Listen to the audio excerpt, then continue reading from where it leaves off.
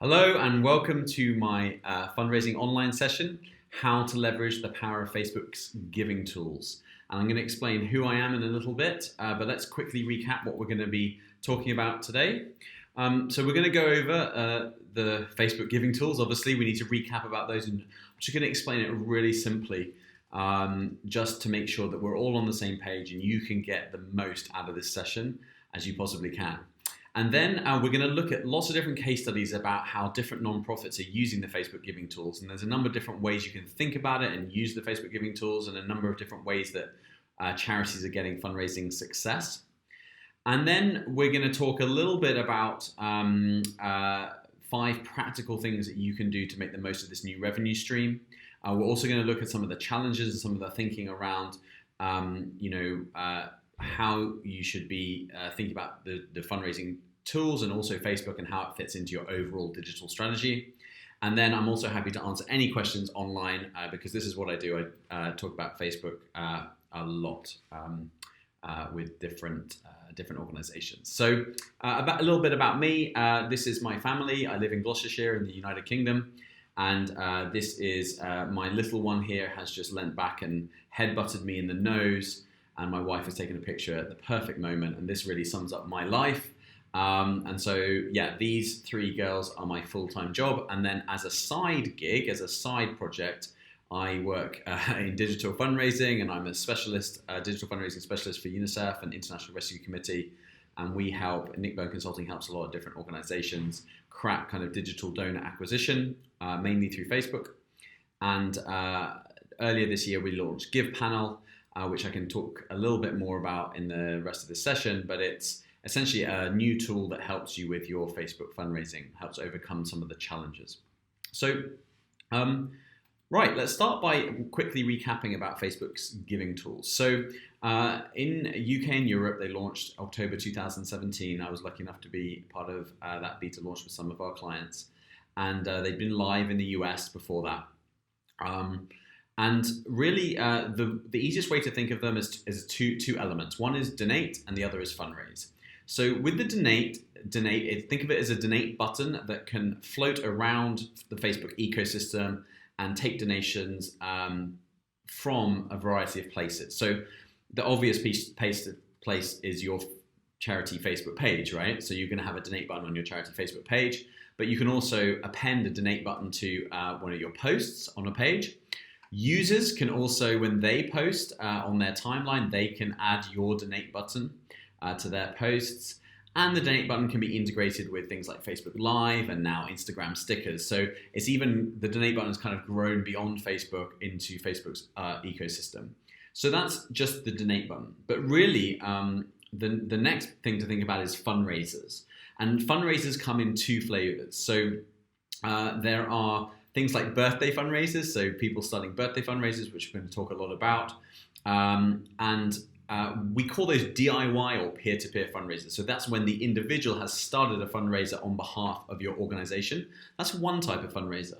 But the second type of fundraiser is where you as an organization can start your own fundraiser. And that works a little bit differently because the donors are giving directly to your organization when that happens, and it acts a little bit more like a crowdfunding campaign. So you may have seen, or an emergency appeal or something like that, where you have a target, and as people donate, it kind of reaches, goes towards that target. So so think of fundraisers coming as 2 flavors, your own ones, and then the ones where individuals can do it for you as a kind of peer-to-peer fundraiser. And the Facebook Giving Tools have been great. One thing to kind of remind everyone is Facebook cut the fees for the fundraising tools. So charities pay 0% fees. There are no fees for fundraising through Facebook, which is an incredible thing, an incredible opportunity for organizations, which is great. And a few years ago, people used to say this to me all the time. They were very nervous, saying, "Well, will it really take off? Will Facebook fundraising really, will the donate tools really take off? Do people trust Facebook enough to enter their payment card details?" And I used to, I realized that this would be something that people would do. People are passionate about charities. They're passionate about your mission. They're passionate about your cause area. And so, of course, they're going to try and help you if you ask them in the right way and you engage them. And so, sometimes with digital, you have to kind of, be in it to win it. You have to kind of be there and let things evolve. And obviously, Facebook fundraising tools have been a huge success. 1 million charities, according to Facebook, now use the tools, probably a lot more than that by the time you listen to this presentation. And they said that in the first year of birthday fundraising raised $300 million. That's incredible. And so again, like it's a year or so later now as well. So we don't know how much in total birthday fundraising is raised, probably a lot more. Giving Tuesday raised 125 million in the US in 2018 because Facebook did a big kind of matching program with that, where they matched donations up to a certain amount that people made. And I have no idea whether this will come to the UK or Europe, but look out for potentially there might be a Giving Tuesday match in the UK in 2019. I don't know that for sure. I'm just guessing. And then over $1 billion have been raised so far through the giving tools. And again, that stat is probably a little bit out of date now, so it's probably a lot more than that. So one of the big things has been birthday notifications. So these have been a big driver. What's been happening is 2 weeks before your birthday on Facebook, Facebook will send a notification saying, hey, it's your birthday coming up. It's almost your birthday. Would you like to start a birthday fundraiser? And they've made it super simple for people to click that button and just set up a fundraiser for their perfect charity. Now, if you're lucky enough to be chosen by the fundraiser, then all the donations that they raise on the fundraiser will go to you. And so we've had some organizations who have been early adopters of the Facebook Donate tools, but as well have just been in the right place at the right time, have started to raise a lot of income from birthday fundraisers. So this is the Lupus Foundation of America. They get over $100,000 a month from Facebook birthday fundraisers. And 94% of all of their Facebook fundraising income is birthday fundraisers. So it's not the donate button on their page that is driving most of the income or donate button on their post. It is birthday fundraising. And now they have started to kind of hire staff dedicated to this new revenue stream because it's bringing in so much, staff to steward those donors, which we'll talk about a bit about later in this presentation. So that's an example from the US. Here's an example from the UK. This is a large animal charity, and I won't tell you whether it's a dog or a cat charity. You'll have to guess. They get about 2,000 birthday fundraisers a month, about £70,000 worth of income every month from birthday fundraising. And again, very similar to Lupus, actually, about the same monthly revenue, and interestingly, 94% birthday fundraisers as well. So you can see that for some organizations, such as kind of cancer or medical kind of or charities, as well as animal charities, birthday fundraising is working very well. This is another UK example. This was a UK mental health charity who in 1 year got 16,000 fundraisers set up, most of them birthdays. £1.3 million was raised. And they didn't really, their comment was they didn't really do anything to raise this.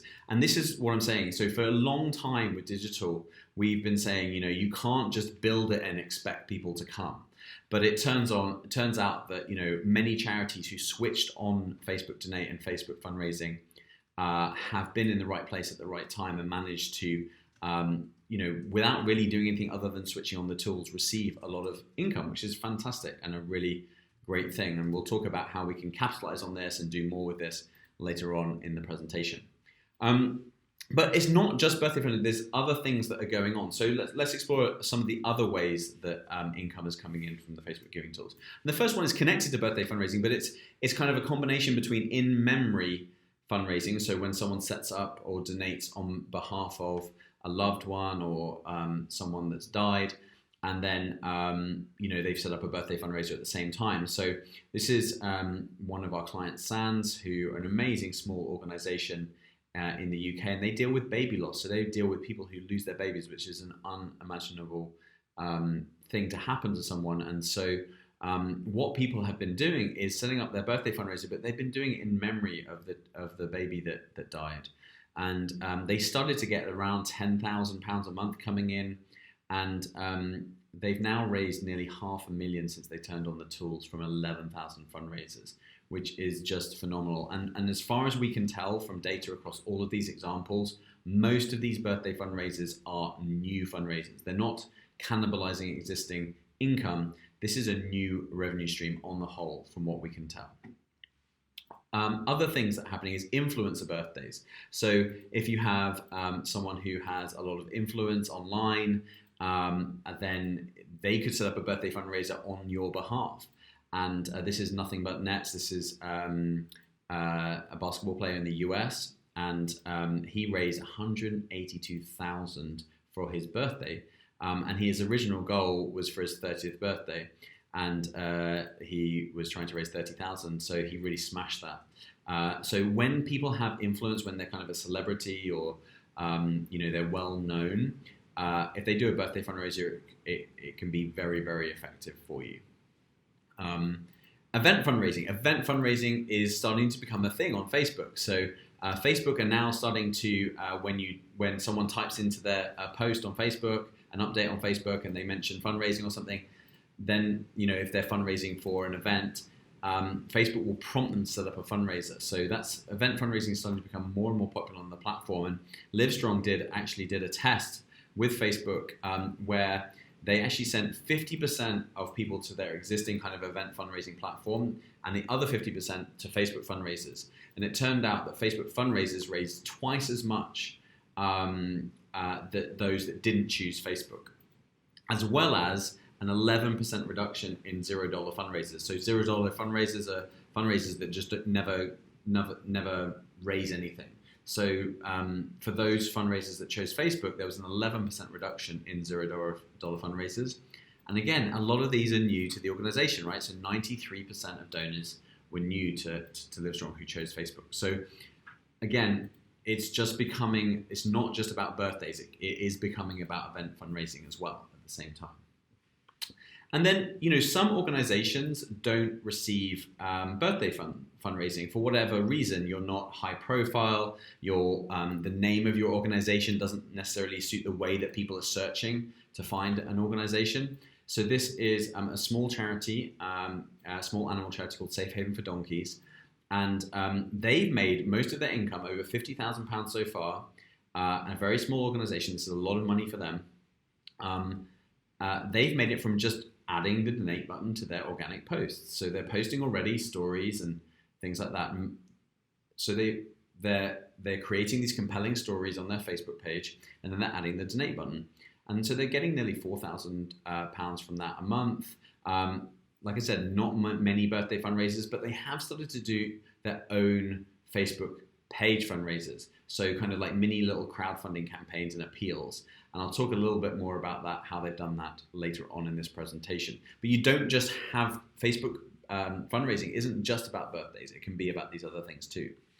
And then here's just the final example, which is from just a friend of mine called Adrian, who lives in Ireland, who works in digital fundraising. And he just is passionate about his local football club, wanted to try Facebook fundraising, set up a fundraiser, and just really, really quickly, it raised over €10,000 for his local football club. So that's kind of like a crowdfunding campaign that he just did, and it was really, really quick and worked really, really well.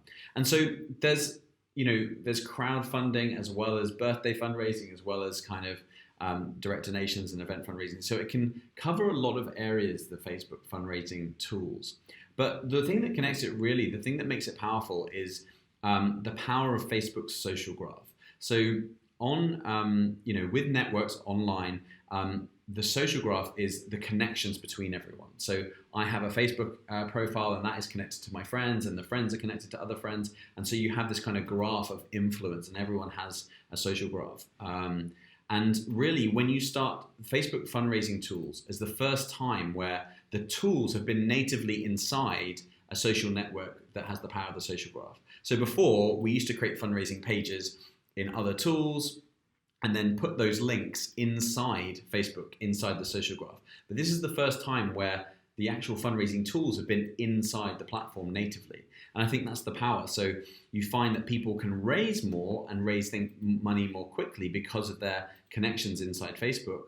But also, when you think about things like team fundraising, and if multiple people are doing some kind of event, you can think about the power of all of their social graphs put together. In the future, team fundraising, I think, is going to be very, very powerful on the Facebook platform. A really important point is that donors love it. And so we talk a lot about delivering a great donor experience and a support experience for our supporters. Well, the research says that 88% of people who donated through Facebook fundraising tools would do so again, because it's super easy for them to do so. And it's a really pleasurable experience. They get to give to their favorite causes and their friends' birthdays and things like that. So it's a very, very powerful, simple thing that we should, as a sector, I believe, embrace, because we should be trying to make the experience really fun and exciting for our donors and supporters and our fundraisers. But I'd be lying if I said the Facebook giving tools are perfect. Nothing is perfect. They're not without their challenges for charities. So I thought I'd kind of cover some of the things that charities are finding hard.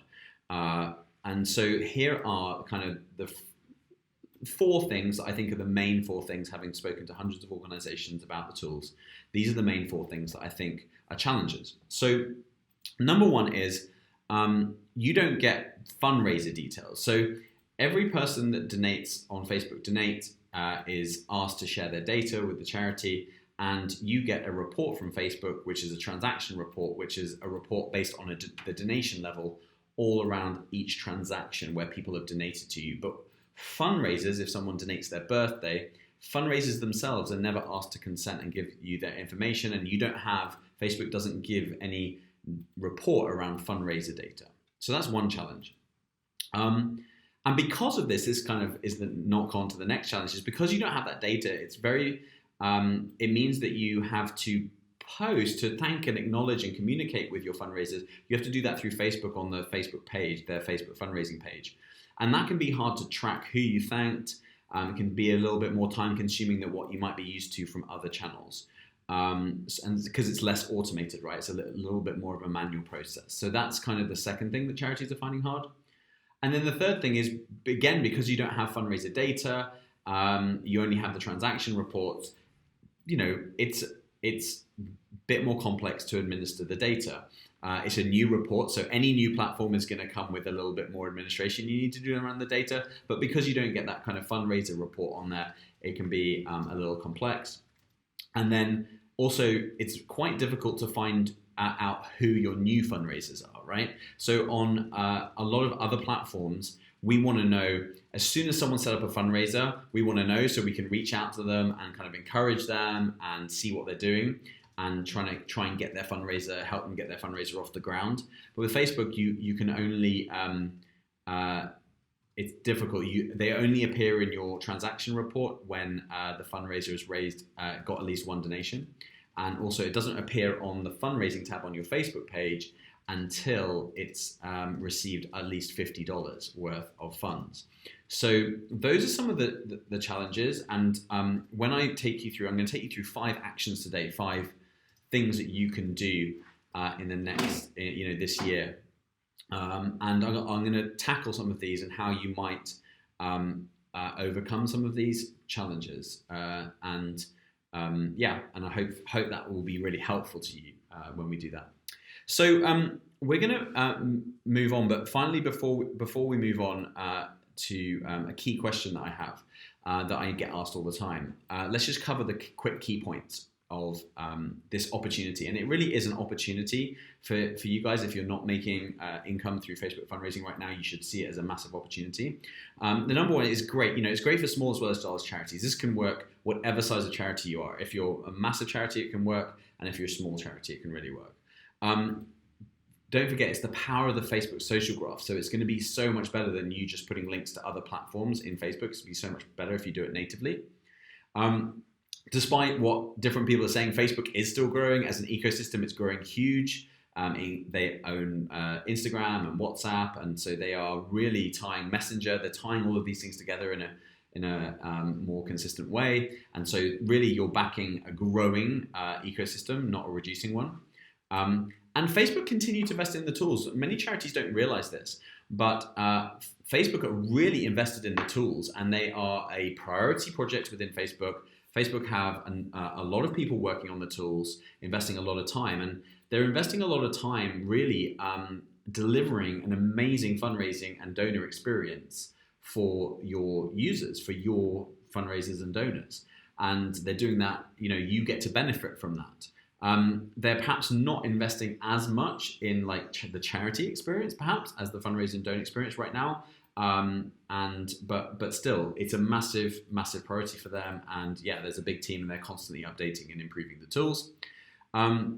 And you can now get some fundraising data. So there is, I'm going to be talking a little bit about GivePanel, but GivePanel can actually help you get some of this fundraising data. And you also get, you get your transaction report as well. But when you combine that transaction report with what you can get from GivePanel, it's, it really does mean that you can start to get data around the platform. So there's been a kind of a myth, if you like, around with Facebook, you don't get the data. Well, that's not really true anymore. You can get a lot of data from Facebook fundraising tools now.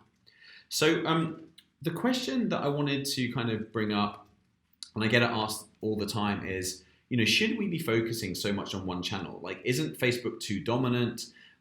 Is it a risk just to kind of only be focusing on Facebook? What about other digital channels? And, part of this session I wanted to deliver was thinking a little bit about this question and what you should be doing outside and beyond Facebook. So there's really three kind of points I want to make about this question, and then it's up for you to decide how it fits into your strategy, I guess.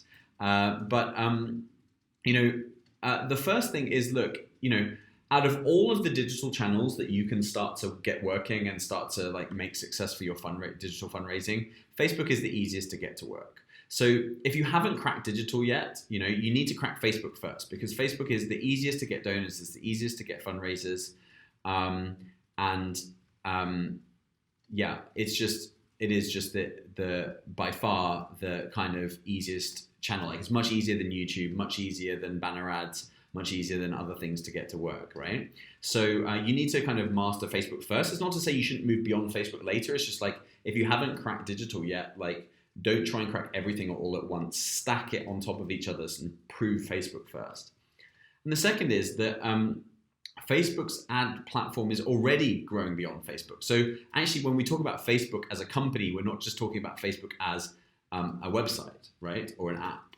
We're talking about a whole ecosystem of things. So Facebook's ad platform already allows us to advertise in Instagram. It allows us to, add a donate button to Instagram stickers, for example, in stories. So Facebook itself is kind of growing beyond Facebook. And so, when we talk about Facebook a lot, it's going to be including the ecosystem. WhatsApp Business, for example, is going to be a big thing. And we're going to start to see how organizations are going to be leveraging WhatsApp Business and how the fundraising tools are going to be brought inside of that over time, I guess. And then the final, but probably most important point on this is that with any channel, with any digital channel, it's vital that you as an organization own the relationship with your donors. You're as big and as important as Facebook is, your donors don't just exist on Facebook, right? They exist, they have lives that are kind of on multiple channels and none as well, online, offline. They are human beings that walk around in the world and don't just exist on one inside their mobile phone or in one app. And so it's vital to understand your donors, understand your supporters and fundraisers, that it's not just tied to one channel. And that can be a challenge sometimes, because sometimes channels, they give you tools that only focus on centering around bringing people back to that channel. So your job really, for any channel that you do not own, is to treat that channel as lead generation. It's to treat that channel as getting people from that channel into your owned platform, onto your email list, for example, or pick onto your website so that you can know that they've been to your website and start to form a relationship with them. That's not to say that the channels don't kind of overlap, they do, but you need to really own that relationship, own the data. And that's where we help with tools like GivePanel. That's my philosophy. My philosophy is, look, whatever digital channel you're using, it's about building that relationship with the donor beyond that channel. It can't just stay on one channel. Channels will come and go, and platforms will come and go, but your relationship with your donor needs to be multi-platform, multi-channel into your own management and of that donor. I hope that makes sense. Moving beyond this question, because I think it's a really important question, but we don't want to get stuck here. We need to move into 5 things that you can action this year. Okay, so here are 5 points that I wanted to run through, and they are an action list, if you like.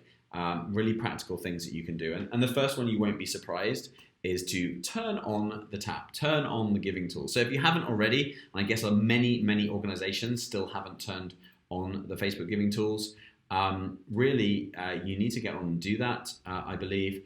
And you can have this presentation later. Here's the link to how to sign up.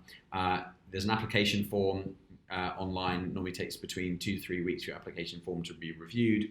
You need a verified charity page as well in order to do that. And we have a Facebook group that's free for charities to support each other on the Facebook Donate tools. That I'll give you the link to that group at the end of this presentation. And you might want to, if you run into any problems, occasionally, I would say 1 time out of 10, an organization will run into a problem with the application process. And so you might want to join that group just to kind of ask some questions around signing up to the tools. But what I would say is we don't know the future of the tools, right? So when charities first signed up to Facebook Donate, birthday fundraising wasn't a big thing, but the charities who first signed up to Facebook Donate really made the most of the birthday fundraising kind of when it took off. And so in the same way, you need to be in it to win it. You need to be on it. You don't know what's going to happen next. Something could happen next year that could really take off for your organization, but until you're onboarded and ready and in the right place, you're not going to do it. So that's got to be the number one advice, is turn on the tap. And for those who are thinking, yes, there's risks from turning it on, you might be worried about data, you might be worried about all those kind of things. Most of those, in my experience, are absolutely solvable and quite easy to solve. But think about the risk of not doing it. Think about the income that you're not going to make for your beneficiaries of your charity or your cause. I think that's something that needs to be talked about as well. Number 2 would be to start stewarding your supporters. And so I did mention that you kind of don't get all the data around fundraisers, and it makes it a little bit tricky. So here's what you kind of need to do. You don't get the data from about fundraisers, but that shouldn't stop you. So what you need to do is you need to kind of start thanking fundraisers by posting on their fundraising page. It's kind of, think about it like micro appreciation. It's not like a big thank you pack in the mail, but it's still, you're appreciating, acknowledging that they've done it and thanking them. And you can do that in some different ways. Here's a image here from Sands, and they do like an image and they change the name. So it says thanks Josh, and they change that image for each fundraiser as they post the thank you. Some organizations do kind of certificates and things like that. And what we do on, one thing to mention actually before I tell you about the next step is you need to be careful about thanking every donor of your fundraiser's fundraiser. Okay, so if I'm giving to my £5 to my friend's birthday, I'm not expecting a big thank you from the charity. I'm really giving to my friend's birthday, and they're giving to the charity. I might not even know or care who the charity are. It's a very different kind of relationship. So I'm more of a sponsor of my friend than I am like a donor. It's really my friend who is donating their birthday and kind of facilitating that transaction. So you've just got to be careful about kind of being a little bit creepy and going through and trying to thank on everyone's donations who just donated to their friend's birthday fundraisers. It's better to help your fundraisers thank their own donors. Actually, that's kind of like with some advice. That's kind of the best way of doing it. But what you want to do when you start to reach out to them and thank them on their fundraising page is you want to try and get some data from them, right? So that's what GivePanel helps you do. So this is Leukemia Care, and so this is an example of like how they're using GivePanel right now. So they would reach out and thank, in this case, Justine, You've raised an incredible amount. Congratulations. Thank you so much. And then they'd say something like, we'd love to ensure your funds are received correctly. If you could spend 30 seconds just to give us some more information, that would be fab. To do this, head to this link. And then they've included a thank you certificate for all their hard work, right? So then Justine would click that link, and then up comes a data capture form, which is powered by GivePanel. And Justine would fill in all the information, opt in, and then her data would kind of come back into GivePanel and be matched with the Facebook data. So that's kind of how it works. But what you want to try and do is, obviously, like I said, you want to try and have the relationship with your fundraiser.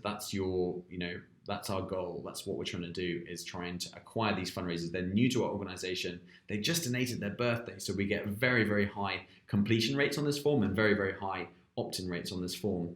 And that's because, Justine just donated her birthday to Leukemia Care. She wants to hear more. She wants to be a supporter. So that's why we go about this process. So that's kind of how we would do it. We would have maybe a 1-message strategy, a 2-message strategy, or a 3-message strategy for each fundraiser, depending on how much resource you have, depending on how easier. And you don't need GivePanel to do this. It just makes it a lot easier because it integrates the data. But you could send them to your existing, email newsletter form or whatever. It's just not super optimized and super refined as the process that Leukemia Care are doing. Number 3, so that was number 2, which was kind of steward your supporters. You've got to work out how to do that. And number 3 is just leverage what you already do. So you've got tons of things that are already happening in your organizations, tons of dates in the year, tons of kind of campaign moments and key moments throughout the year that you guys are doing. And this is an example of what the American Foundation for Suicide Prevention did. They kind of hijacked World Suicide Prevention Day, if you like. The hashtag Stop Suicide was used by a lot of different organizations, but they kind of said, look, give your birthday to stop suicide. And they put a little bit of advertising behind it. And they got 11,000 fundraisers set up in that month of September. That's amazing. And raised $1.7 million. So you probably already have things that you're already doing in your calendar right now as an organization. And you could kind of leverage the Facebook fundraising tools off the back of what you're already doing. Here's another really simple example. You could start a page fundraiser. This was something I worked on with International Rescue Committee when it just snowed in the UK, and they were already doing a Syria appeal, like a winter appeal in Syria, where it gets incredibly cold, and they had a lot of imagery of children in the cold and in the snow. And so we just set up a snow day fundraiser. So a snow day is when your children don't go to school and parents have to stay home from work because it's snow day. And so, the idea was it's snow day for us, but we can't help thinking about children in Syria. And so it was just a little test. And, it didn't raise a huge amount. It raised almost 1,500, I think, pounds.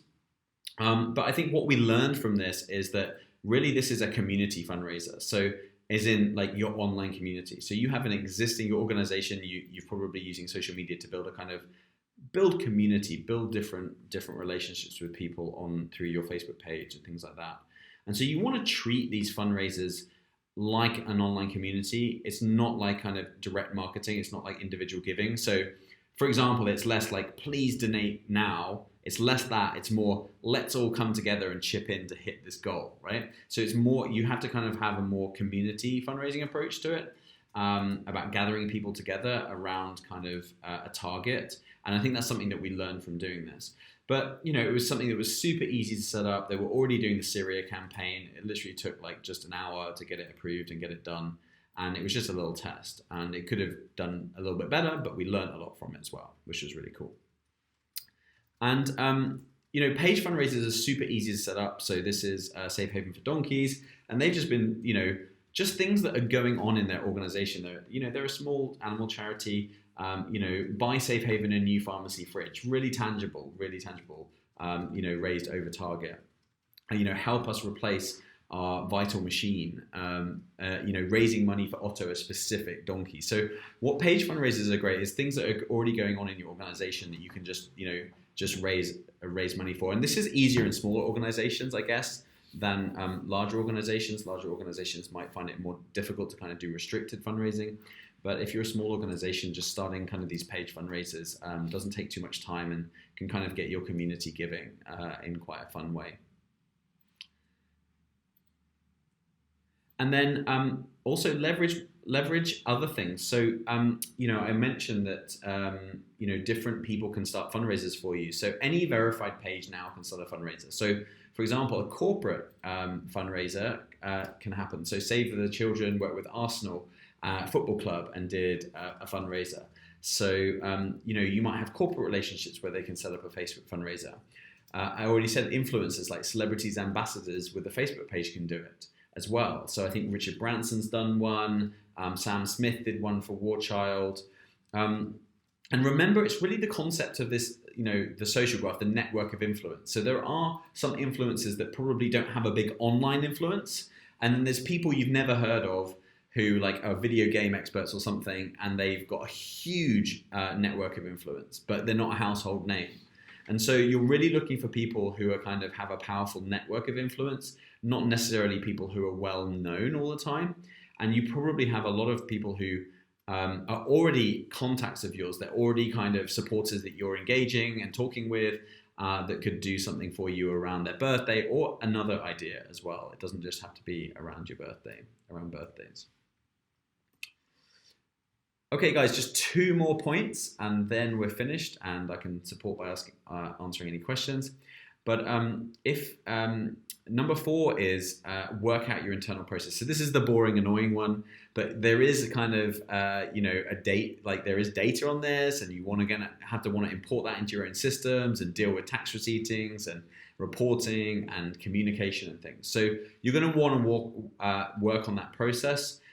Here's just a picture of our data flow at kind of how it works at GivePanel. You just need to kind of ask yourself, you need to set up some internal processes around it, and you need to ask yourself some of those questions. And the good thing is you kind of like, once this is done, it can kind of then run. It's just that little bit of hard work you have to put in for a new revenue stream. This is something that I can advise on a little bit more if anyone's interested. You need to understand things like data flow, and opt-ins, and how you're going to communicate with them, and whether you're going to have a kind of 1-message strategy, a 2-message strategy, a 3-message strategy, what you're going to do in that data when it does come in, when you do acquire a fundraiser, things like that. And so you want to spend a little bit of time working out your internal process, and this is where you're going to get your kind of database team involved, your support to care team involved, and it's really important that it doesn't just, that it's a team effort in your organization, that it doesn't just sit in one place. And what we have seen is if you can develop this income stream and start to get, some more resource, some more staff, because you're making money, you can afford to kind of maybe hire someone 1-2 days a week to start to work on Facebook fundraising. It can really, really start to help build not just income, but also kind of, development of these supporters over time as well. Okay, guys, the final one is obviously once you've got those processes working, you're going to want to start pushing it. And we haven't talked much about this, but you can actually advertise and put money behind things like birthday fundraisers and donation posts and things. So you can turn any post on your page into an ad and target lots of different audiences. And so we did a very simple test with SANS for Baby Loss Awareness Week back in October last year. And we targeted Facebook audiences who have a birthday in October, okay?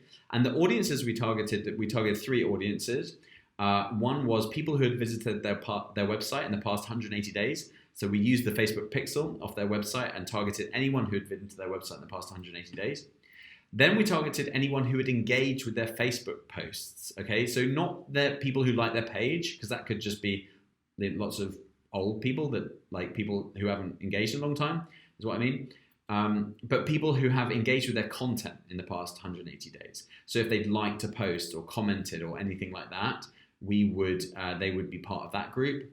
And then the third group is anyone who had kind of donated or done an action or anything. So we just took the thank you pages, the confirmation pages of any action on their website, and built an audience of people who had actually given.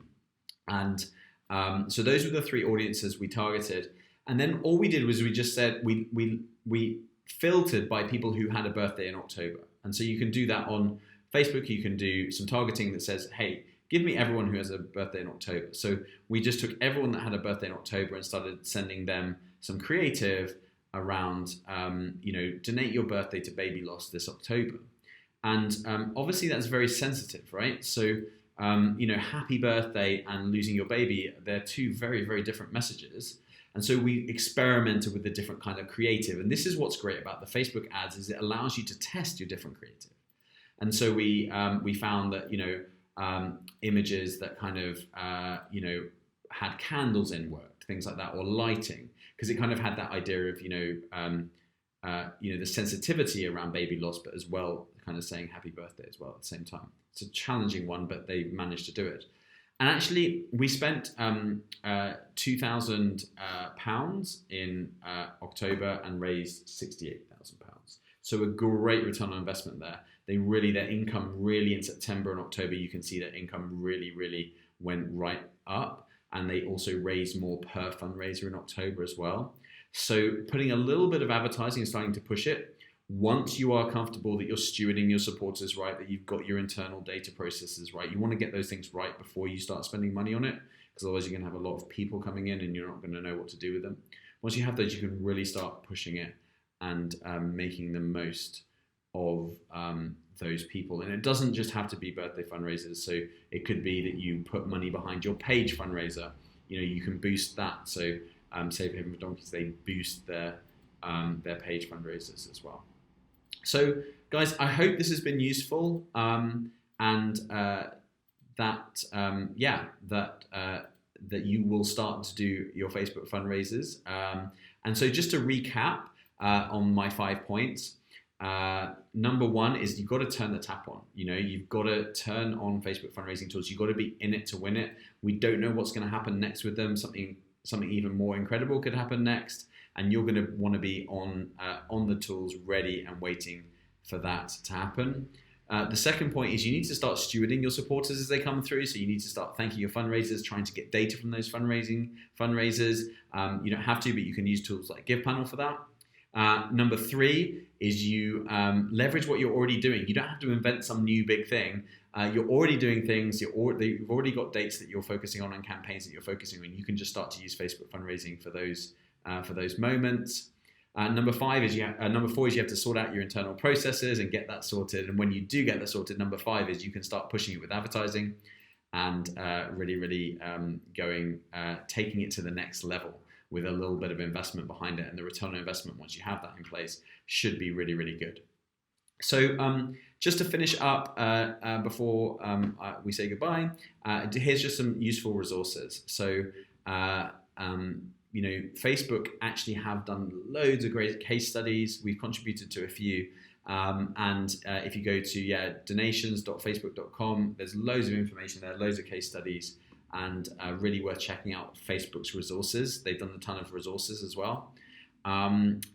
We have that peer support Facebook group I talked about earlier in this presentation, which is a free Facebook group that I host, and we have 1,500 people on that group now from all sorts of different charities. And when they have a problem with the Facebook giving tools, they often ask a question, and it's just it's great to see organizations supporting each other on that group. So that's under groups/FF Hub. So when I first started, it was called Facebook Fundraising Hub. So it's FF Hub, facebook.com/groups/FF Hub. And then finally, we're developing the GivePanel blog. So there'll be loads of resources and tutorials and things coming out on the GivePanel blog. So you might want to follow that or follow us on Twitter at GivePanel. So guys, that's it from me today. I really hope that you find this useful. I'm more than happy to answer any questions that you have. My Twitter is just @NickBurne, and my email, you can get me at nick@givepanel.com. And we would love to hear from you. Happy to answer any questions that you have. And good luck and happy Facebook fundraising. Cheers.